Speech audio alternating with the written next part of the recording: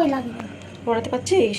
Hello বন্ধুরা, কেমন আছো সবাই? আজকের হচ্ছে রাখি পূর্ণিমা, আর আমাদের হচ্ছে এখন রাখি পূর্ণিমার পর্ব। দেখো আজকে তো দুপুর 1টার পর থেকে রাখি পড়ার মানে সময়সূচি শুরু হয়েছে। সকালে গোপাল সোনাকে পড়াইনি। আমার গোপাল সোনা কি রাখি পড়েছে গো, দেখি তো।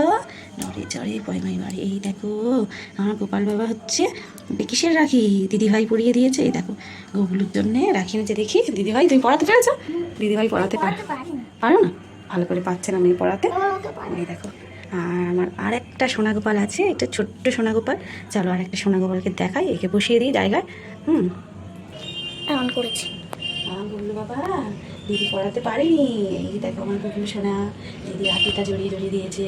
ঠিক আছে, এই কুকুর সোনাকে রেখে দিই, আরেকটা কুকুর সোনা আছে, নিয়ে আসি। বড় ওকে পড়াবে না?